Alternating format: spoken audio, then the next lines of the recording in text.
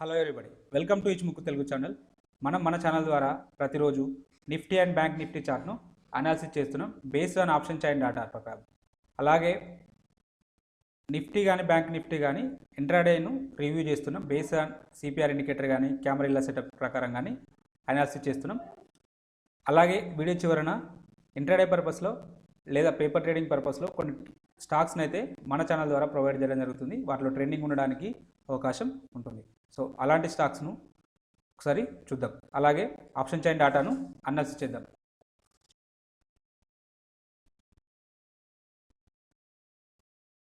Option chain డాటాలోకి వెళ్ళే ముందు మనం ముందుగా నిఫ్టీని ఇంట్రాడే పర్పస్లో ఒకసారి అనాలిసిస్ చేసుకుందాం. మనం సిపిఆర్లో డిస్కషన్ చేసుకున్న స్ట్రాటజీ ఏదైనా వర్కౌట్ అయిందో ఈరోజు ఒకసారి డిస్కషన్ చేద్దాం. ఈరోజు మనం చూసినట్టయితే మనకు నిన్నటి సిపిఆర్తో పోల్చుకున్నప్పుడు ఈరోజు సిపిఆర్ అనేది డౌన్ సైడ్ రావడం జరిగింది. లోయర్ వాల్యూ సిపిఆర్ అయితే రావడం జరిగింది. లోయర్ వాల్యూ సిపిఆర్ రావడం జరిగింది, కానీ ప్రైజెస్ అనేవి ఎక్కడ ఓపెన్ అయినాయి? ప్రైజెస్ అనేవి సిపిఆర్ కింద ఓపెన్ అయినాయి. ప్రైజెస్ అనేవి సిపిఆర్ కింద ఓపెన్ అయినాయి. కాబట్టి మన యొక్క వ్యూ ఏముండాలి? బెరీ సైడ్ ఉండాలి. కానీ మనకు సిగ్నల్ ఎక్కడ సిగ్నల్ అనేది లేదు. సిగ్నల్ అనేది ఎక్కడ రాలేదు. చూడండి, సిపిఆర్ కింద ఓపెన్ అయినాయి. ఎక్కడన్నా పుల్ బ్యాక్ వస్తుందేమో అని చూసాం. పుల్ బ్యాక్ అంటే మళ్ళీ ఇక్కడ ఒకటి వచ్చింది, ఇక్కడ ఒక పుల్ బ్యాక్ అయితే వచ్చింది, కానీ బాటమ్ సిపిఆర్ దగ్గర వచ్చింది. కానీ అట్లాంటి ప్లేస్లలో మనం ఎంటర్ కాం. ఆల్రెడీ మన స్ట్రాటజీలో డిస్కషన్ చేసుకున్నాం. ఇన్సైడ్ సిపిఆర్ ఉన్నప్పుడు ఎంటర్ కావద్దు. ఇన్సైడ్లో సిపిఆర్ ఉన్నప్పుడు చాలా వరకు సైడ్ వేస్ ఉండడానికి అవకాశం ఉంటుంది. సో ఒకవేళ ఎవరైనా అగ్రెసివ్ ట్రేడర్ ఉంటే సో వాళ్ళు ఇక్కడ షార్టింగ్ ఆపర్చునిటీ వెతుక్కుంటే, ఇక్కడ ఈ పర్టికులర్లో షార్టింగ్ ఆపర్చునిటీ పెట్టుకుంటే వీళ్ళ యొక్క టార్గెట్ ఇమీడియట్ టార్గెట్ అయితే బాటమ్ సిపిఆర్ అవుతుంది, స్టాప్ లాస్ అనేది టాప్ సిపిఆర్ అవుతుంది, టీసీ అవుతుంది, టార్గెట్ అనేది బీసీ అవుతుంది. ఓన్లీ అగ్రెసివ్ ట్రేడర్స్కి మాత్రమే. సో మిగతా వారికి ఇది ఉత్తవులు కాదు. ఈరోజు నిఫ్టీలో అకార్డింగ్ టు మన సిపిఆర్ ఇండికేటర్ ప్రకారం ఎలాంటి ట్రేడు రాలేదు. రాకపోతే నో ప్రాబ్లం. 5 డేస్లలో 5 ట్రేడింగ్ డేస్లలో ఒకరోజు రాకపోతే నష్టం లేదు. మిగతా రోజులలో వస్తుంది. వచ్చినప్పుడు మనకు పర్ఫెక్ట్ డైరెక్షన్ అయితే ఉంటుంది. బై సైడా సెల్ సైడా అనేది క్లియర్ డైరెక్షన్ అయితే ఉంటుంది. సో రాలేదని చెప్పి బాధపడద్దు. ఎందుకంటే ఒకసారి ట్రేడ్ చేసుకోకపోవడం కూడా, నో ట్రేడ్ కూడా ఒక ట్రేడ్గానే మనం కన్సిడర్ చేయాలి. ఎందుకంటే ఇలా సైడ్ వేస్లో ఉండి డైలామాలో ఉండి డబ్బులు లాస్ అయ్యే కంటే సింపుల్గా ట్రేడింగ్కి దూరం ఉండడం అయితే చాలా ఉత్తమం. సో ఇక్కడ ట్రేడ్ రాలేదు, ఏం బాధపడాల్సిన అవసరం లేదు. మిగతా 4 డేస్ రావడానికి అయితే అవకాశం ఉంటుంది. సో ఆప్షన్ చైన్ డాటాలోకి వెళ్ళిపోదాం. మన యొక్క ఆప్షన్ చైన్ డాటాలోకి వెళ్ళిపోదాం. నిఫ్టీ ఎలా ఉంటుంది?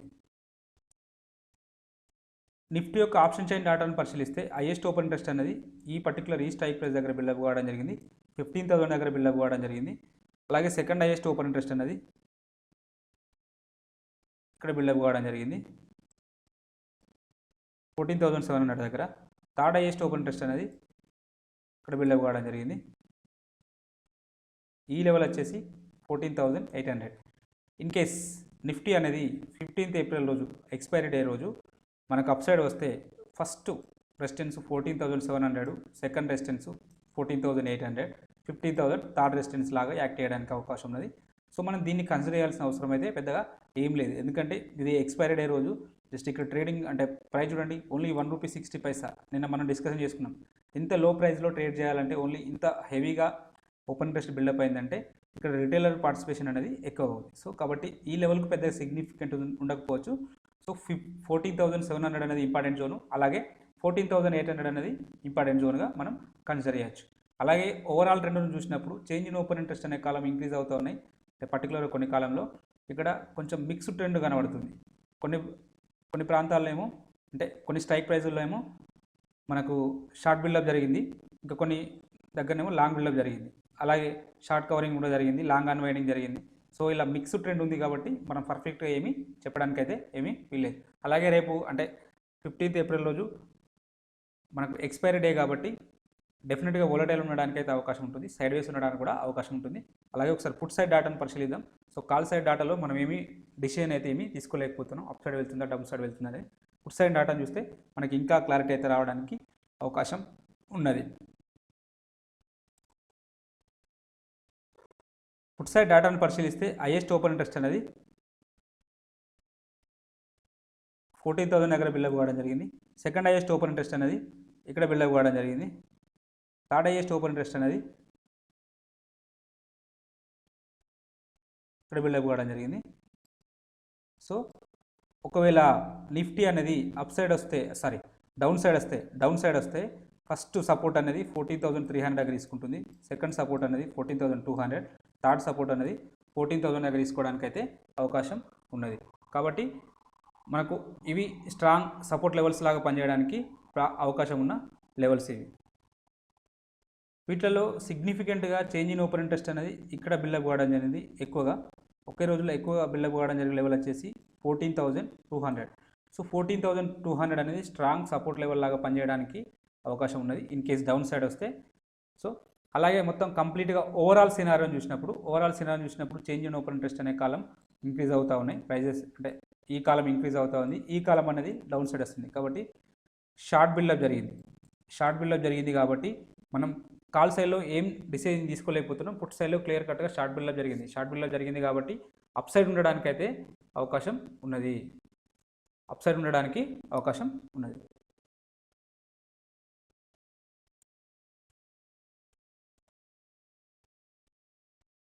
అలాగే ఒకసారి నిఫ్టీ యొక్క చార్ట్ను అకార్డింగ్ టు ఇచ్చుముఖి ఇండికేటర్ ప్రకారం అనాలిసిస్ చేద్దాం. మనకి ఇంకా క్లారిటీ వస్తుంది. అంటే రేపటి రోజున అప్ సైడ్ ఉంటుందా లేదా డౌన్ సైడ్ ఉంటుందా అనేది మనకు క్లియర్గా క్లారిటీ వస్తుంది. నిన్నటి వీడియోలో మనం ఏమని డిస్కషన్ చేసినాం, ఇది ఈ క్యాండిల్లో హై కానీ లో కానీ బ్రేక్అవుట్ వస్తే ఫర్దర్గా ట్రెండింగ్ ఉండడానికి అవకాశం ఉంటుంది అనుకున్నాం. కానీ నిన్నటి క్యాండిల్ రోజు మనకు లో కానీ హై కానీ బ్రేక్అవుట్ రాలేదు. కాబట్టి సైడ్ వేస్లో మూమెంటం అయితే రావడం జరిగింది. ఈరోజు పెద్దగా మూవ్ అయితే ఏమీ లేదు. ఎనీహౌ రేపు ఎలా ఉండబోతుంది ఇన్ కేస్ ఒకవేళ ఇది హరామి క్యాండిల్ రావడం జరిగింది, ఇన్సైడ్ క్యాండిల్ రావడం జరిగింది. కాబట్టి ఈ బేబీ క్యాండిల్ యొక్క హై లో అనేది కూడా ఇంపార్టెంట్. రేపు ఈ బేబీ క్యాండిల్ యొక్క హై లో అనేది ఎట్ సైడ్ బ్రేక్అవుట్ అయితే అటు సైడ్ వెళ్ళడానికి అవకాశం ఉంటుంది. సో ఒకవేళ డౌన్ సైడ్ బ్రేక్అవుట్ వస్తే ఈ ఫర్దర్గా ఈ లో ఉన్న చూడండి, నిన్నటి క్యాండిల్ యొక్క లో అనేది డౌన్ సైడ్ ఈ లెవెల్ బ్రేక్అవుట్ అయితే ఫర్దర్గా ఇక్కడ వరకు రావడానికి అయితే అవకాశం ఉంటుంది. నిన్న మనం చెప్పుకున్న లెవెల్స్ అనేది వర్కౌట్ అవుతాయి. ఇన్ కేస్ అప్ సైడ్ వస్తే ఈ క్యాండిల్ యొక్క హైను బ్రేక్ చేసుకుంటూ ముందుకెళ్తే ఇక్కడ మనకు ఇమీడియట్గా ఇక్కడే మనకు కన్వర్జేషన్ లైన్ అయితే ఉండడం జరిగింది. ఈ కన్వర్జేషన్ లైన్ దగ్గర రెసిస్టెన్స్ ఉండడానికి అవకాశం ఉంది. ఇన్ కేస్ ఈ కన్వర్జేషన్ లైన్ బ్రేక్అవుట్ అయినా లేదా గ్యాప్ అప్ ఓపెన్ అయినా ఈ కన్వర్జేషన్ లైన్ పైన ఓపెన్ అయితే ఫర్దర్గా ఇక్కడ వరకు రావడానికి అయితే అవకాశం ఉంటుంది. 14,800, 14,700 అంటే ఒకవేళ అప్ సైడ్ వెళ్తే 14,800 అనేది మనకు స్ట్రాంగ్ రెసిస్టెన్స్ లెవెల్ లాగా యాక్ట్ చేయడానికి అవకాశం ఉంటుంది. అలాగే మన యొక్క call side highest open test కూడా 14,800 దగ్గర ఉన్నాయి. కాబట్టి మేబీ అక్కడ వరకు వెళ్ళి అక్కడ నుంచి రిజెక్షన్స్ రావడానికి అయితే అవకాశం ఉన్నది. సో ఈ లెవెల్స్ను అట్లీస్ట్ పెట్టుకోండి. ఒకవేళ డౌన్ సైడ్ వస్తే మాత్రం ఇక్కడ వరకు వెళ్ళడానికి అవకాశం ఉంటుంది. ఇన్ కేసు ఇది బ్రేక్అవుట్ అయితే 13,800 వరకు వెళ్ళడానికి అయితే అవకాశం ఉంటుంది. 14,000 ఫస్ట్ టార్గెట్ 14,000, తర్వాత అది బ్రేక్అవుట్ అయితే ఇంకా 13,800 వరకు కూడా వెళ్ళడానికి అయితే అవకాశం ఉంటుంది. ఇది డే క్యాండిల్ సినారియో. అలాగే ఒకసారి అవర్లీలో చూద్దాం.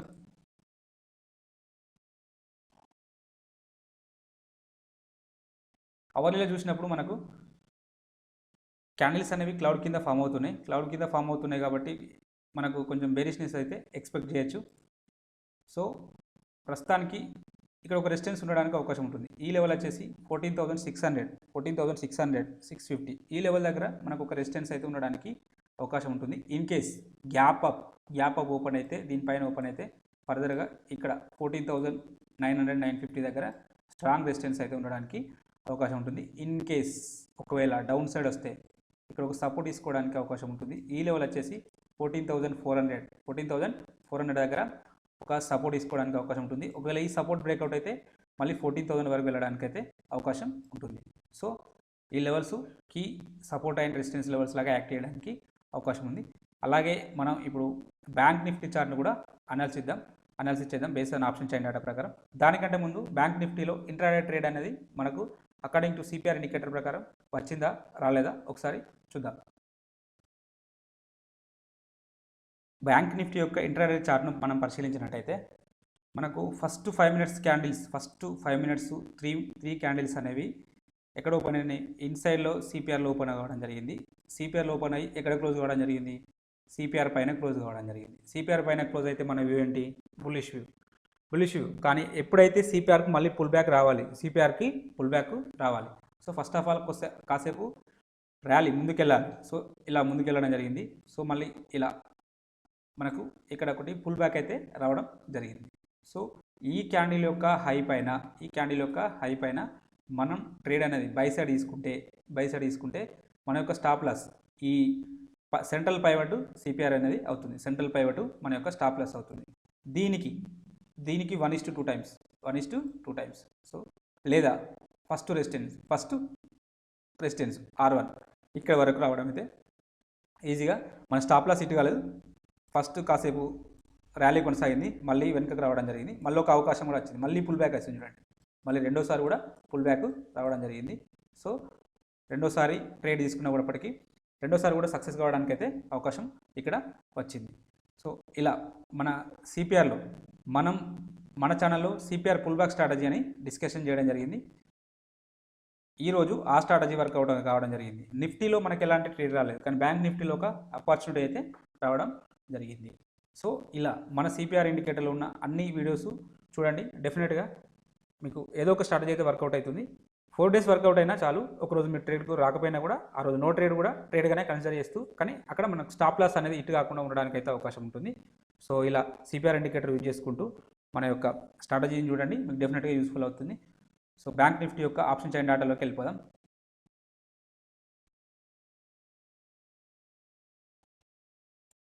బ్యాంక్ నిఫ్టీ యొక్క ఆప్షన్ చైన్ డాటాను పరిశీలిస్తే హైయెస్ట్ ఓపెన్ ఇంట్రెస్ట్ అనేది ఇక్కడ బిల్డ్ అవ్వడం జరిగింది. ఈ లెవెల్ వచ్చేసి 33,000. సెకండ్ హైయెస్ట్ ఓపెన్ ఇంట్రెస్ట్ అనేది ఇక్కడ బిల్డ్ అవ్వడం జరిగింది. ఈ లెవెల్ వచ్చేసి 32,000. నెక్స్ట్ లెవెల్ వచ్చేసి ఇక్కడ బిల్డ్ అవ్వడం జరిగింది. ఇన్ కేస్ బ్యాంక్ నిఫ్టీ అనేది అప్ సైడ్ వస్తే ఫస్ట్ రెసిస్టెన్స్ ఇక్కడ ఉంటుంది, సెకండ్ రెసిస్టెన్స్ అనేది 32,500 దగ్గర ఉంటుంది, థర్డ్ రెసిస్టెన్స్ అనేది ఇక్కడ ఉంటుంది 33,000 దగ్గర ఉంటుంది. అలాగే చేంజ్ ఇన్ మొత్తం ఓవరాల్ సినారియోని పరిశీలించినప్పుడు చేంజ్ ఇన్ ఓపెన్ ఇంట్రెస్ట్ అనే కాలం ఇంక్రీజ్ అవుతున్నది. ప్రైజెస్ అనేవి మిక్స్డ్ ట్రెండ్, ఇక్కడ నుంచి ఇక్కడ వరకు లాంగ్ ఉన్నది, ఇక్కడ నుంచి ఇక్కడ వరకు షార్ట్ అయితే ఉండడం జరిగింది. కాబట్టి ఇక్కడ లాంగ్ బిల్డప్ ఉంది, ఇక్కడ షార్ట్ బిల్డప్ ఉంది. కాబట్టి మనం కరెక్ట్ డైరెక్షన్ అయితే ఏమీ చెప్పలేం. అలాగే రేపు అంటే 15th April రోజు మనకు ఎక్స్పైరీ డే కాబట్టి డెఫినెట్గా సైడ్ వేస్ ఉండడానికి కూడా అవకాశం ఉంటుంది. కాబట్టి మనకు ఆప్షన్ చైన్ డాటాలో కూడా అలా సైడ్ వేస్ మిక్స్డ్ ట్రెండ్ చూపెడుతుంది. కాబట్టి 90% కేసులలో సైడ్ వేస్ ఉండడానికి అయితే అవకాశం ఉంటుంది. ఇంకా 10% కేసులలో ఏదైనా న్యూస్ ఉన్నప్పుడు డెఫినెట్గా వన్ సైడెడ్ మూమెంట్ అయితే ఉంటుంది. సో అలాగే ఒకసారి పుట్ సైడ్ డాటాను పరిశీలిద్దాం. పుట్ సైడ్ డాటాను పరిశీలిస్తే మనకి ఇంకా క్లారిటీ రావడం జరుగుతుంది.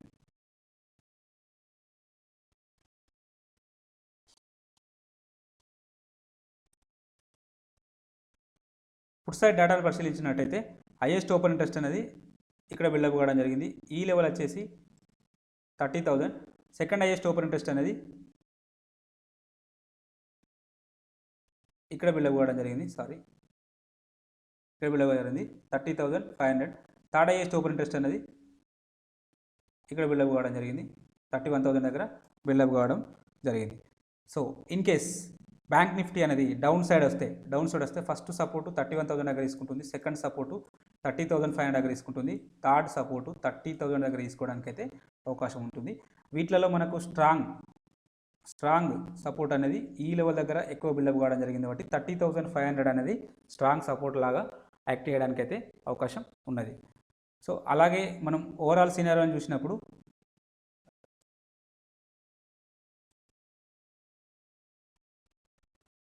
అలాగే మొత్తం పుట్ సైడ్ మన సినారియోని పరిశీలించినప్పుడు చేంజ్ ఇన్ ఓపెన్ ఇంట్రెస్ట్ అనే కాలం ఇంక్రీజ్ అవుతూ ఉంది, ప్రైజెస్ అనేవి డౌన్ సైడ్ వస్తున్నాయి. కాబట్టి షార్ట్ బిల్డప్ జరిగింది అంటే పుట్ సైడ్ షార్ట్ బిల్డప్ జరిగిందంటే బ్యాంక్ నిఫ్టీ అనేది అప్ సైడ్ వెళ్ళడానికి అవకాశం ఉన్నది. రేపటి రోజున అప్ సైడ్ వెళ్ళడానికి అవకాశం ఉంది.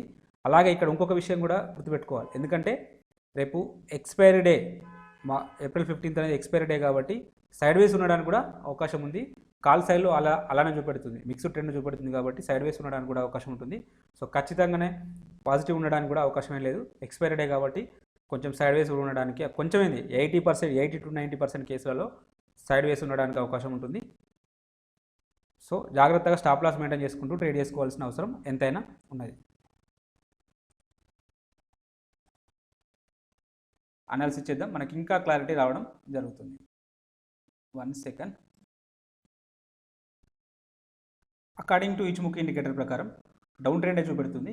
మనకు ఫ్యూచర్ కుమో అనేది కూడా బేరిష్లోకి రావడం జరిగింది. ఫ్యూచర్ కుమో అనేది బేరిష్లోకి మారితే ఇన్స్టెడ్ ఆఫ్ 52 డేస్ యొక్క హైయెస్ట్ హైకి బదులు మనకు 52 డేస్ యొక్క లోయెస్ట్ లోని టచ్ చేయడానికి అవకాశం ఉంటుంది. ఈ లెవెల్ టచ్ చేయడానికి అయితే అవకాశం ఉంటుంది. సో నేను ఆల్రెడీ ఇది ఎప్పుడు చెప్పానంటే 31 మార్చ్ రోజు ఇక్కడ చెప్పాను. ఒకవేళ 31 మార్చ్ రోజు ఈ వీడియోలో చెప్పాను. ఇన్ కేస్ ఈ లో అనేది బ్రేక్అవుట్ అయితే, ఈ క్యాండిల్ యొక్క లో అనేది బ్రేక్అవుట్ అయితే ఖచ్చితంగా ఇక్కడ వరకు వస్తుందని నేను చెప్పడం జరిగింది. ఇక్కడ వరకు అయితే రావడం జరిగింది. సో ఇప్పుడు చెప్తున్నాను చూడండి, ఒకసారి చూడండి. ఈ వీడియోలో నేను ఆల్రెడీ ఇక్కడ చెప్పడం జరిగింది.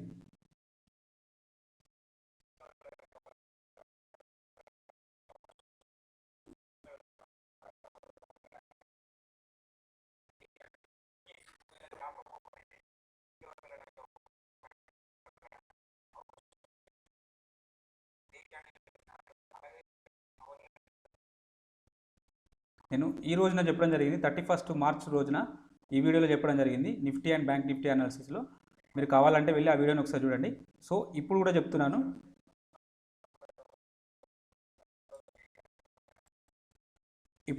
చూడండి. ఇన్ కేస్ ఈ లో అనేది 30,282 అనే లో అనేది బ్రేక్అవుట్ అయితే, 30,282 అనే లో అనేది బ్రేక్అవుట్ అయితే ఇక్కడ వరకు రావడానికి అవకాశం ఉంటుంది.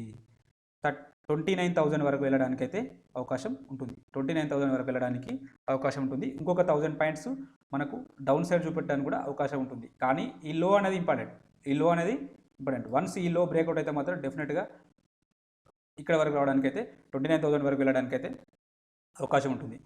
ఒకవేళ అప్ సైడ్ వెళ్తే ఎక్కడ వరకు వెళ్ళడానికి అవకాశం ఉంటుంది?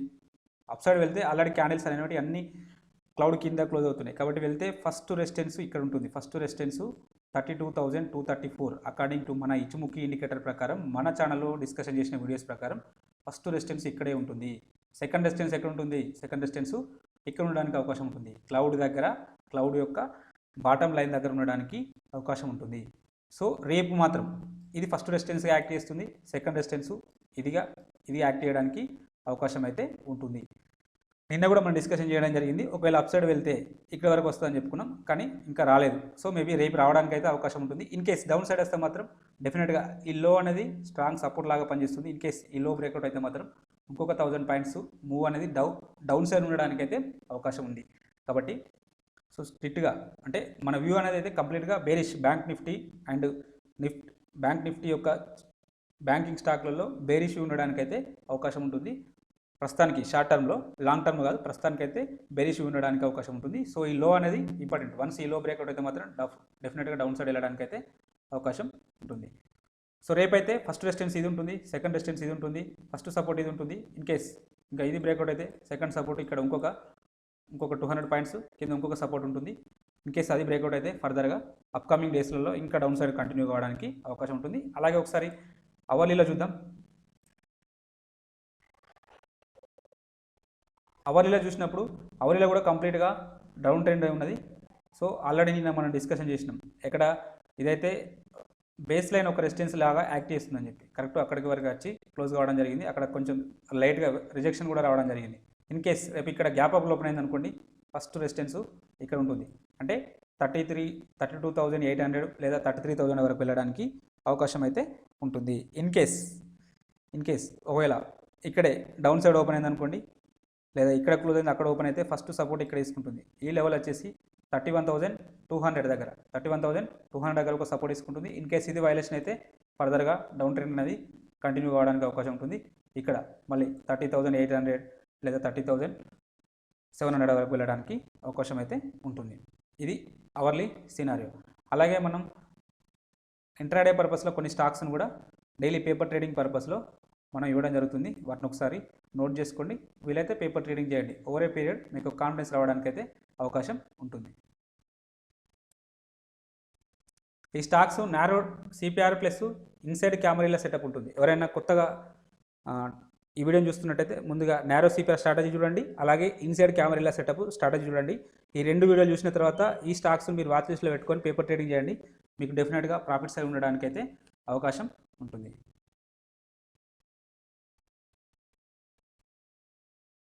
సిపిఆర్ ఇండికేటర్ను డైలీ వాడండి. ఒకటే ఇండికేటర్ను లేదా రెండు ఇండికేటర్లను ఎక్కువ యూజ్ చేయండి. ఆ ఇండికేటర్ మీద మీకు ఇంట్రాడే సెటప్ మీద ఎక్కువ కాన్ఫిడెన్స్ రావడానికి అయితే అవకాశం ఉంటుంది. సో నేను ఓన్లీ రెండు మాత్రమే మన ఛానల్ నుంచి చెప్పడం జరిగింది. సో హై ప్రాబబిలిటీ ఉన్న ఇండికేటర్స్ గురించి నేను డిస్కషన్ చేయడం జరిగింది. సో ఎక్కువ ప్రాక్టీస్ చేయండి, కీప్ ప్రాక్టీసింగ్. మీరు ఓవర్ ఏ పీరియడ్ డెఫినెట్గా ప్రాఫిట్లో ఉండడానికి అవకాశం ఉంటుంది. ఎనీహౌ, మీకు ఈ కంటెంట్ నచ్చినట్టయితే తప్పక లైక్ చేస్తూ షేర్ చేయగలరు, అలాగే సబ్స్క్రైబ్ చేసుకోగలరు. Thank you everybody.